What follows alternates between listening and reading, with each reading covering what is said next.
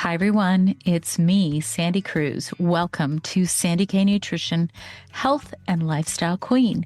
For many years now, I've been a trusted voice for people in midlife and beyond who want a deeper, more honest conversation about wellness.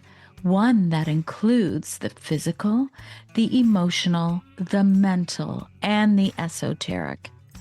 Most episodes are solo now because I want to bring you thoughtful research, lived experience, and grounded insight without noise or bias. And when I do bring on a guest, it's because their work genuinely adds something meaningful to the conversation. Here, we explore the full spectrum of what it means to be well, how the body functions, how the mind heals, how the spirit expands, and how all of these layers shape life lived with clarity and joy. Thanks for being here. And if this show resonates with you, please follow, rate, review, and share it. It truly helps the message reach more people.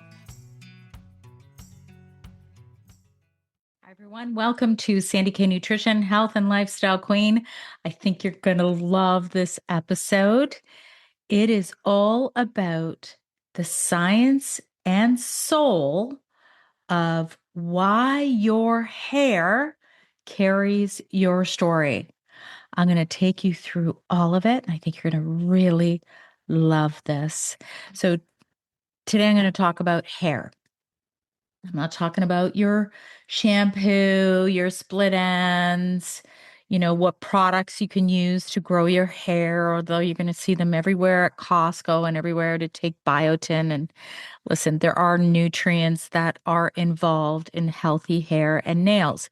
But that's not what I'm going to talk about because you can essentially find this anywhere. And that's why I have my podcast, because the topics that I cover are always going to be more unique and they're going to be unbiased and they're always going to tie in science and soul because I truly believe from the bottom of my heart and soul that science cannot explain everything.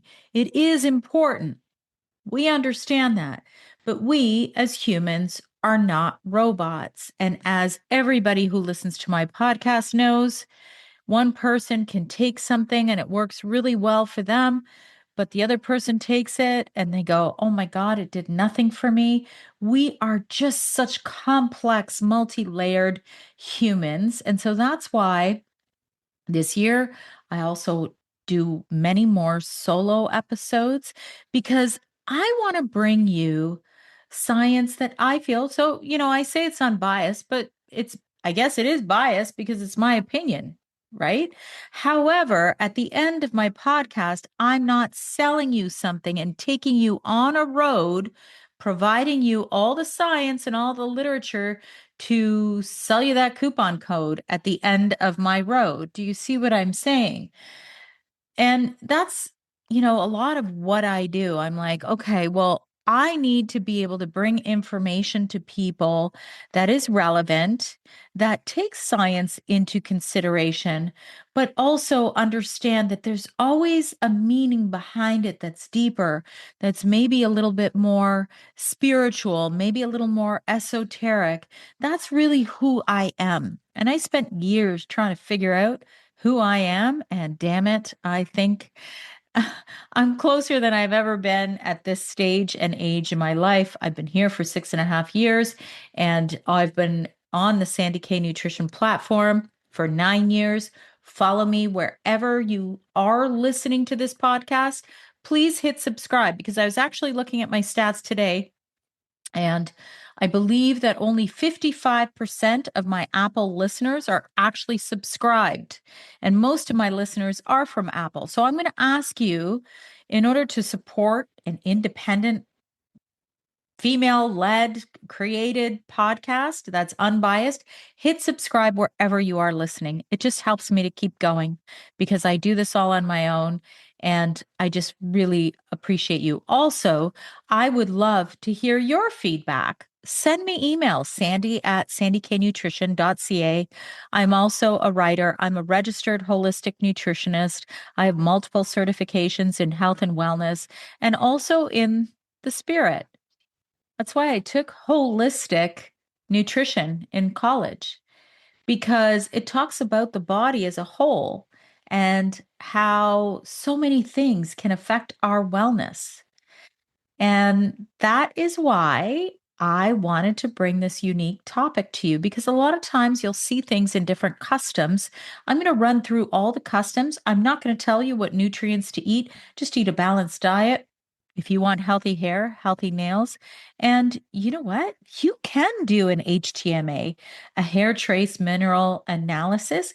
People can order them themselves. I've done quite a few of these in the past, and I'm going to get into that. So, I'm not going to get into what kind of haircut suits your face shape or split ends, or I'm going to talk about hair as something far stranger, let's say, and far more intimate than the beauty industry has ever led it to be.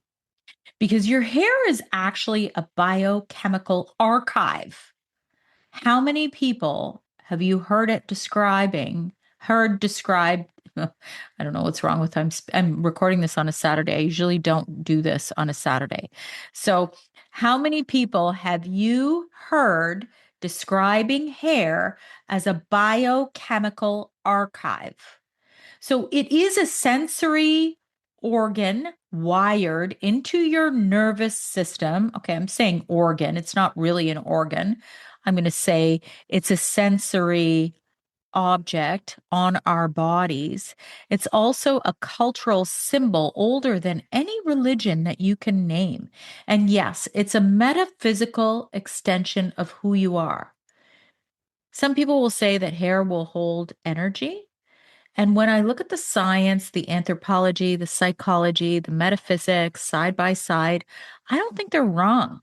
I think they're describing the same truth from many different doorways. So that's where I'm going to take you on this podcast. I'm going to take you into the hard research, what certain hair testing can actually show you. I'm going to take you into the neurobiology of the follicle, into the cultural and spiritual traditions that have treated hair as sacred for thousands of years, into hair tissue mineral analysis. I'm going to take you into that. And I'm going to be honest with you about where the science is really strong and where it's been challenged because I don't do bias on this show. I'm not going to sell you an HTMA at the end of this. And finally, I'm going to talk about why cutting your hair can feel like a full body reset and why your body flinches when the wrong person touches or strokes your hair. I don't know about you, but I've had that happen to me before. I've always had pretty good hair. I have had challenges with my hair and nails that were directly tied to certain things like my thyroid. Thyroid will always be a factor. And also low iron, low ferritin will also be a factor. And I will say, but for the most part, I've had people touch my hair, not many, because I feel like anybody who goes and touches your hair, other than your partner or your child, I feel that they're crossing a boundary, like that they're, just going and stroking your hair. There's something odd about that. But anyway, that's my gut feel. So if you ever see me, don't touch my hair. Okay, let's talk about what your hair actually stores. And here's the thing that most people never learn. Once a strand of hair pushes past the follicle and out of your scalp, it becomes metabolically inert. So it stops changing, could become more split, more damaged. But whatever was circulating in the blood, in your blood at that moment, that segment was formed, gets locked into the keratin and it stays there. So it's not to say that it can't change in terms of other changes. I'm talking about metabolically. Okay. And because hair grows at a remarkably steady rate, roughly 1 centimeter a month, that strand becomes a timeline, a ribbon of chemical history that you can read backwards month by month. Closest to the scalp being the most recent, this isn't fringe science. This is the exact principle forensic labs and endocrinology researchers rely on. So, hair cortisol concentration, HCC, is one of the most validated long term stress biomarkers that we have. So remember, cortisol is that hormone that spikes when you're stressed. It's produced in the adrenal glands. Okay, so it's a really important marker. We all have to have ups and downs of our cortisol, it's very natural. But remember this, a single blood or saliva sample tells you what your cortisol is doing in that 15-minute window. Hair tells you what it's been doing for months. Fascinating, right? And I've had this done a few times. Whenever you go to get your haircut at your hairdresser, just ask them to cut as close to the scalp in kind of sporadic spaces around your scalp so it doesn't look like you have a big chunk taken out. And you'll never even notice it. Nobody will notice it. And then what you do is you take the about 1 inch closest to the scalp and you cut that off, and then you go and send it out to a lab that's an accredited lab. Okay, so the largest analysis on this is Stadler and colleagues published in Psychoneuroendocrinology in 2017, a meta-analysis pulling together 66 studies and more than 10,000 people. Groups living under ongoing chronic stress showed hair cortisol elevated by around 43%. And that's not a soft correlation. That's your lived stress physically deposited into the strand. And an earlier systemic review, don't ask me, it's called Stoffenbiel and colleagues, hope I pronounced it right. It was also in neuropsychoendocrinology in 2013. They tied hair cortisol patterns to stress exposure and mental health across the board.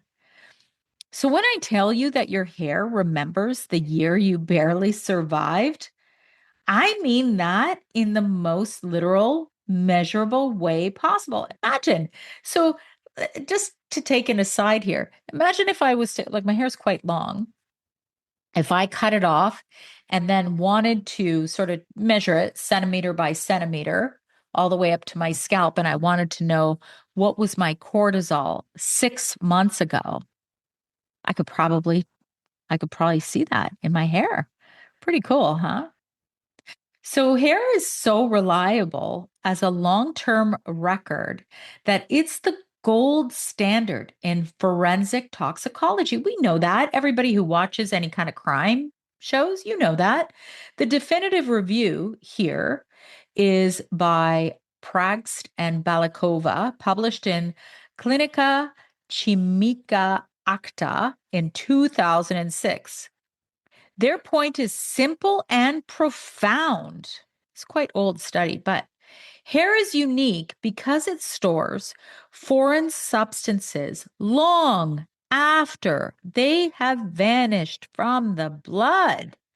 Nicotine, alcohol biomarkers, medications, drugs of every class. Hair holds a retrospective record that urine and blood simply can't. Think about what that means. So, your hair is keeping a diary of everything that has moved through you. Not just the food and the supplements, but the exposures, the medications, the environment that you've been breathing. Most of us have never once considered our own hair as evidence. Well, of course, you have to take this with a grain of salt. If you're looking at my husband, who gets his haircut, every 3 weeks, and he doesn't have a lot of it, it's not going to matter. But somebody like me, who has quite a bit of hair and pretty long, That matters. Hair also accumulates minerals and metals: calcium, magnesium, zinc, copper, selenium on the essential side, essential minerals, and toxic elements like mercury, lead, cadmium, and arsenic on the other, heavy metals. Mercury, in particular, is well established. Hair is one of the recognized ways to gauge long term mercury exposure. Now, because this is exactly the kind of nuance that this show exists for, I'm going to give you the other side. Hair sits on the outside of your body for months. It gets washed, colored, exposed to hard water, chlorine, product, air, whatever it is. Some of what lands in a hair test lands from the outside in, not the inside out. So that's called external contamination. And any practitioner who ignores it is kind of doing you a disservice. So a mineral reading is a signal to interpret in context, not a verdict carved in stone. So hold that thought because it matters enormously when I get into HTMA. So hair trace mineral analysis. Because remember, you know how I said you want to ideally take the hair about 1 inch closest to the scalp, and before you get it highlighted or colored or anything like that. So cortisol is not the only hormone that hair captures. Researchers now routinely measure cortisone, DHEA, and progesterone in hair alongside cortisol, the same steady timeline principle applied to your endocrine system. The measurement of the sex steroids like testosterone and estradiol in hair is newer and it's more experimental. So I hold that more loosely, but the core is real. Your hair is quietly carrying a record of your hormonal life as well. Not just the cortisol. So when someone says hair holds energy on the purely physical level, they're already right. Hair holds biochemical memory, stress, hormones, exposures, minerals, metals, a chemical autobiography growing out of your own head, my friends. Now let's flip it, because we've been talking about the shaft, the dead keratinized part. The follicle, the living root, is an entirely different story. It's not inert at all. It's a richly sensory structure wrapped in nerve endings and tied directly to your nervous system. Around every follicle are mechanoreceptors, sensors that fire when the hair is deflected, when something moves it even slightly. This is why you can feel a single strand shift in a breeze, why you sense a hand approaching your head before it lands. Your hair extends your sense of touch out past the surface of your skin. It's an antenna in the most literal biological sense. And even if I go like this, and I put my hand, you can't see what I'm doing right now, but I put my hand and just kind of barely touch it, I can feel it all the way to my root. It's plugged straight into your autonomic nervous system, the involuntary protective part of you. So when you're afraid, tiny muscles at the base of each follicle contract and your hair stands up. Goosebumps. That's not a metaphor. That's a sympathetic nervous system reflex that you share with every mammal that has ever had to survive a threat. There's also a whole class of nerve fibers that are devoted specifically to gentle, effective touch, the slow, tender kind. So the emotional charge you feel when somebody strokes your hair, good or bad, it's not your imagination. Your follicles are wired to register touch as emotion. Remember that too. It's going to matter a great deal by the end of this episode. So chronic stress can push more follicles into shedding. That's sudden hair loss 2 or 3 months after a shock or an illness has a name. It's called telogen effluvium. I hope I pronounced it right. And it's very real. Your hair responds to what your nervous system is going through. It's neurologically expressive and it participates. Let's talk a little bit about cultures. I think this is really cool. Here's what fascinates me. Long before we could measure cortisol in a strand, human beings across the entire planet, cultures that never met, never traded, never shared a language, independently treated hair as identity, as memory, as spiritual extension, the kind of convergence it's worth paying attention to. When everyone arrives at the same truth separately, I stop calling it a superstition and I start calling it data. Let's start with indigenous traditions. And I say traditions, plural, because there are hundreds of distinct nations. And this was never one belief, but across so many of them, hair is understood as a living extension of the self, an outward growth of your thoughts, your spirit, your connection to your ancestors and to the earth. Long hair is strength, it's pride, and it's cut only in the heaviest moments: grief, mourning, a rupture so total that severing the hair is the only way to mark it. And here's how much weight that carries. When colonial governments set out to erase indigenous identity, one of the very first things they did to children in residential and boarding schools was cut their hair. They understood precisely that to cut a person's hair against their will was to cut them off from who they were. You don't weaponize something unless you know how sacred it is. Now, Sikhism. And the question people are almost afraid to ask: why the uncut hair? Why the turban? Uncut hair is one of the 5 Ks, Kesh, the 5 articles of faith Guru Gobind Singh gave the Sikh community in 1699. The principle is simple. Your hair is how God made you, and to leave it uncut is to accept the divine form you were given, to live in harmony with the natural order instead of constantly editing it. It's devotion you literally cannot take off. And the turban isn't hiding the hair, it's crowning it. Historically, the turban belongs to kings and nobility. And the Guru gave it to every Sikh, saying in effect, you are all sovereign, you are all royalty, you are all equal. So that wrap that you see, it's not concealment.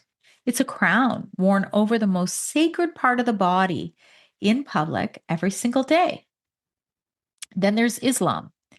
And the same honest question: why do many Muslim women cover their hair? The practice grows out of the Quranic principle of modesty, the guidance that a woman draw her covering over herself, okay, so that she is known and honored for who she is rather than consumed for how she looks. And here's the part that I find fascinating because it's kind of the whole thesis of this episode. A woman's hair is understood as part of her beauty, her adornment, something intimate, reserved for her husband and her closest family, not because it's shameful, because it is precious. Covering it is a way of saying, my beauty is mine to give. to the people who have earned it. That's that closeness, and not to the world by default. And interpretations vary enormously, woman to woman, culture to culture, scholar to scholar. And many Muslim women experience the head covering as devotion, as identity, as empowerment, as their own free choice. So I'm here to notice that a faith lived by well over 1 billion people treats hair as intimate territory that you choose who gets to see. It's the same instinct that runs down your spine when the wrong hand reaches for your head. And I've been there. Girl, don't touch my hair. In ancient Greece and Rome, grief was something you actually cut off your own body. Mourners sheared their hair and laid it on the dead as an offering. In the Iliad, Achilles cuts his hair for the fallen Patroclus. And it ran the other way too. Young people dedicated the hair of childhood to a god or river when they crossed into adulthood, sacrificing who they had to become someone new. Loss and rebirth both marked at the scalp. So there's a lot, and there's a lot more of these customs that are super fascinating. And modern psychology finds the very same pattern alive in us now. The dramatic haircut after the breakup, the head shaved after the diagnosis, the color change in the middle of an identity shift. There's a whole big movement. They call themselves the Silver Sisters as soon as you reach menopause. The reinvention, the reclaiming of autonomy. We reach for our hair at the exact moments we're trying to become someone new. Across every continent, across thousands of years, through faith and grief and slavery and rebirth, hair is the marker of transformation. And it is intimate territory. Every culture that ever lived already knew both halves of what this whole episode is about. So let me step fully into the soul side of this show now. And I'm going to be clear about what I'm doing while I do it. In the yogic tradition, uncut hair is described as kind of an antenna for prana, for life force. In energy medicine, hair is spoken of as a filament that holds memory. In various mystical traditions, it is treated as a psychic extension of the person. In archetypal and depth psychology, it's a thread of identity itself. And energetic practitioners will tell you hair holds emotional residue, relationship imprints, trauma signatures, ancestral patterns, the frequency of who you've been. Now, is that measurable in a lab? No. And I'm not going to pretend it is. But here's what I can't dismiss, and this is why I'm always about science and soul. This interpretation shows up independently across cultures that had no contact with each other. When something that is consistent across humanity, I don't think we need a lab to prove it, to take it seriously. That's it. So, soul always gives me the meaning in a different way. Let's talk about HTMA, hair tissue mineral analysis. I've used it a number of times. I believe in its clinical value, and I'm not going to sell it to you with one hand while hiding the criticism behind my back. I'm not going to sell you any of it anyway. I'm just going to talk about it, and you could talk to your practitioner about it. The rationale for HTMA is genuinely really good. Hair grows about 1 centimeter a month. It's metabolically stable once formed. It's painless, it's non-invasive to collect, as I explained, and it stores minerals in consistent ratios that can reflect longer-term patterns than a single blood draw ever could. Practitioners read those patterns, sodium to potassium, so their ratios, calcium to potassium, calcium to magnesium, as windows into stress psychology, thyroid and adrenal tendencies, blood sugar patterns, mineral balance, and heavy metal burden. And HTMA has been seriously challenged, though, in the mainstream literature. And in 1985, a JAMA paper bluntly titled Commercial Hair Analysis Science or Scam sent identical samples to 13 commercial labs and got wildly different results. Then there was a follow-up, and they split a single sample across 6 commercial US labs and again found inconsistent results and inconsistent reference ranges. Their conclusion was that practitioners shouldn't rely on commercial hair mineral analysis to assess an individual's nutritional status. That study is the number one reason mainstream medicine waves HTMA away. And I'm not going to pretend that it doesn't exist. So, what this is telling me is that it's all about the interpretation. So, here's the other half of this truth. And skeptics rarely will quote this. Those studies are decades old. They predicate the routine use of ICP mass spectrometry, standardized hair washing protocols, and CLIA and CAP accredited laboratories. The standards a serious lab uses today. The technology and the quality control have moved a long way since a split sample got mailed to 6 labs in the 90s. So here's how I actually hold this. And I think it's a defensible position. I don't treat HTMA as a single number diagnosis. I treat it as a part of a map, a pattern that I would read alongside your symptoms, your history, your blood work, your life. I accounted for, you have to account for external contamination. But like I said, if you're cutting as close to the scalp versus, like I also mentioned, doing a whole strand, the stuff that's lower down, that's more likely to be contaminated versus the stuff that's very close to the scalp.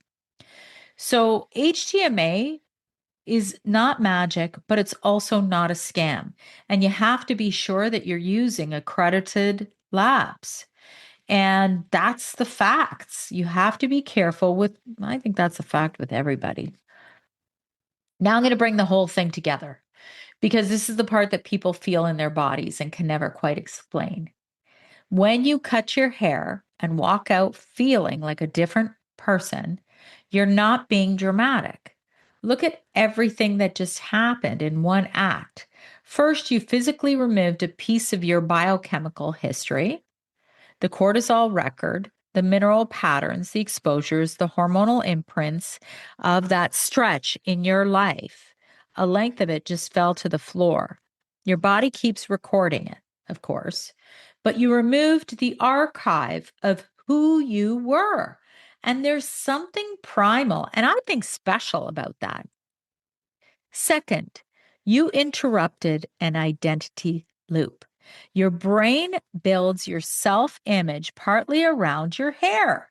It's part of the face that you expect to see. Change it, and you disrupt a well worn neural pathway. You force your own mind to update the picture of you. Third, you created a visible marker of change, something the mirror now confirms.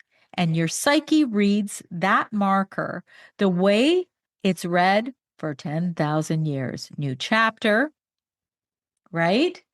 And I've seen a few people do this. I actually had one of my friends on Instagram, she's like, I cut my hair, and she cut a lot of it. I'm like, oh my God, it looks amazing.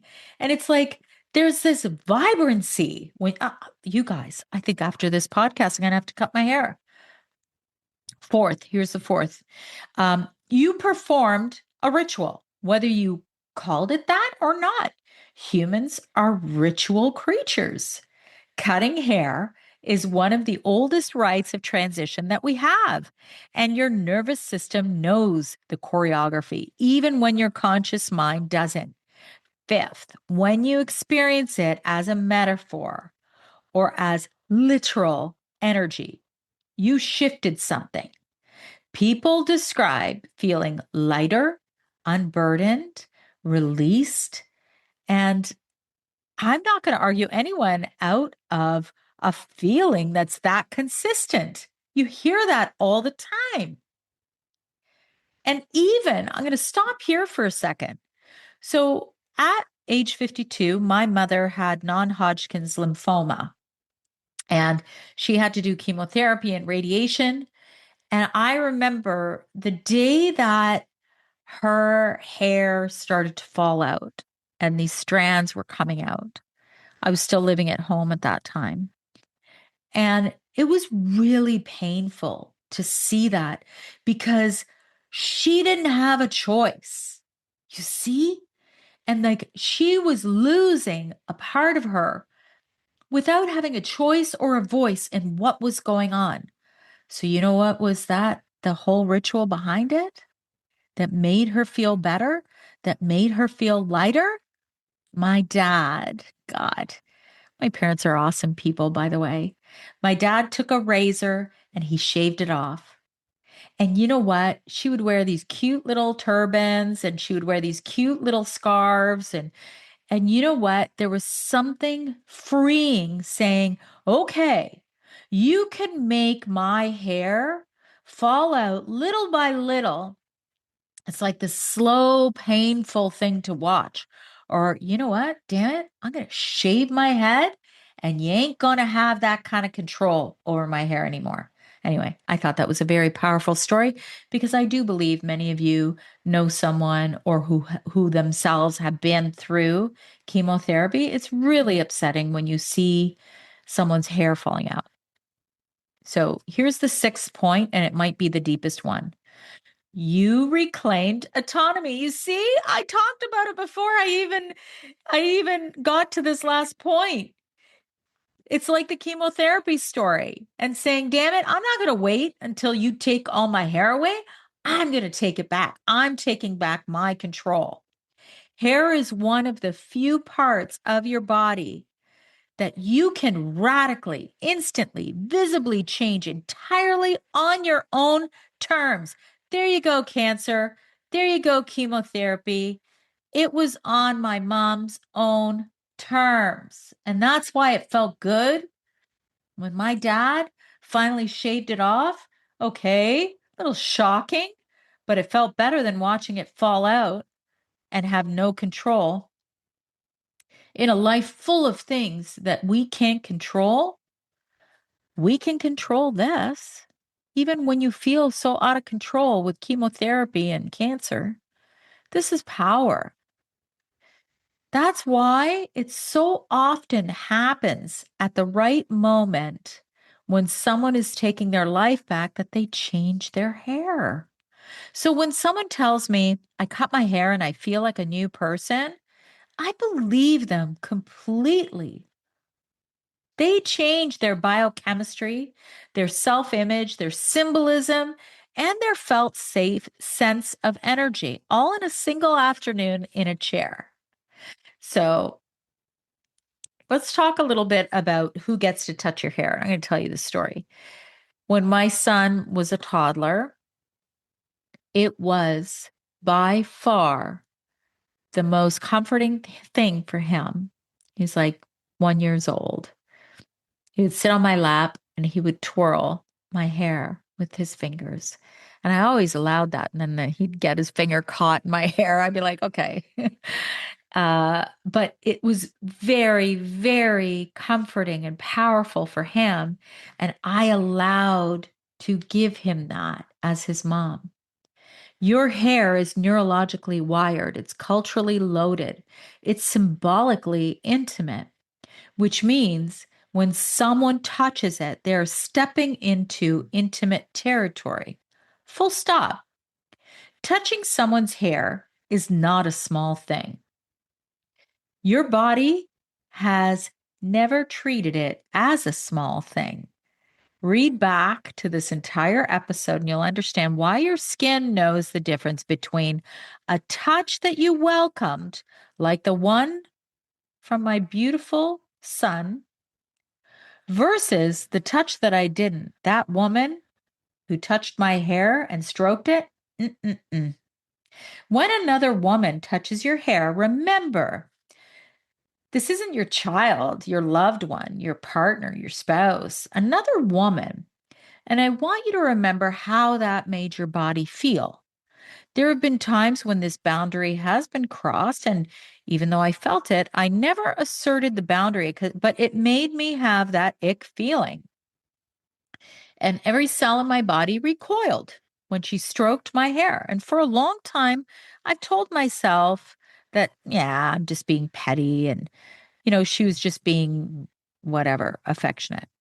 But this type of hair stroke, it's not affection. It's actually a move. It's a soft dominance in the costume of warmth. It's a boundary test, a territory grab, fake intimacy from someone claiming a closeness that she was never granted. So go back to my podcast. It's the female betrayal wound, why women turn on each other and how it shapes us. It's episode 320, and you'll understand more about female relationships, what they can be, and often what they are and why. And now I understand why my body was doing this, why I was recoiling. My nervous system registered that someone had crossed into intimate territory that she had no right to be in. And it sounded the alarm exactly the way it's built to. That reaction wasn't small minded, it was intelligent. It was self protection running on a circuitry that's older than my manners to say, I just I kind of gently pulled away. So here's what I want you to take from that. When your body recoils at a touch, when something in you says no before your mind can explain it, that's not you being difficult. That's your nervous system reading a situation faster and more honestly than your politeness will show you. Your hair is intimate territory. You get to decide who's allowed in. And the flinch, the shiver, the pull away, that's not weakness or paranoia or pettiness. That's actually information. And I want you to trust that. I spent too many years overriding that signal to be polite, and I don't do that anymore. And I don't want you to either. And I'm going to just take a pause here because, in the 70s, we were growing up and we were everybody, all of my Gen X listeners, I know you were all free spirits playing till I even played past the lights like that. We would be outside in the street, in the park. We were freewheeling. It was really a beautiful time. Nobody was tracking us. Nobody, we had rules, but it was beautiful. But what I want to say is that we were always taught to be polite, be nice, say hi, give them a hug. I'm sure a lot of people realize this. And then I changed that. Like I don't let just anyone in my physical space anymore. And I actually find this a little bit interesting when I see people, women, men who are very affectionate, especially when they're drinking. I feel there's some sense of darkness there, and I don't like it. And I feel it crosses a lot of boundaries. So that goes to, hugging, touching, hair hair stroking, whatever you want to call it. I think as we get older, we get wiser. And it's like, yeah, no, not hugging that person. Not happening. So let's wrap this up. So, does hair hold energy? Let me answer it clearly and cleanly on every level. Scientifically, hair holds biochemical memory. Cortisol, hormones, minerals, metals, exposures. Forensically, it is a gold standard record of what has moved through you. Neurologically, the follicle is a sensory organ tied straight to your nervous system. Anthropologically, hair holds identity and meaning across every human culture. Psychologically, it holds your self image and your emotional imprints.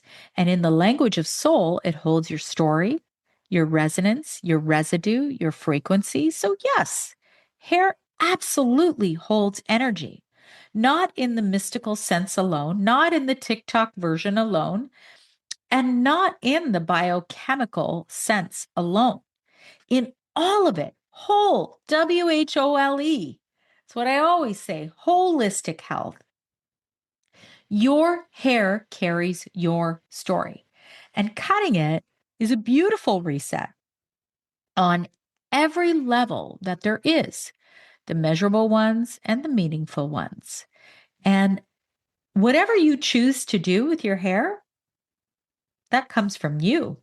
You don't have to listen to a custom or somebody else's thought process. It's all about you. So that's the episode. If this was meaningful to you, please share it with a friend. Share it with somebody who would find it fascinating. Make sure you're subscribing. And if you're listening on Apple or Spotify, please leave me a rating and a few kind words in a review.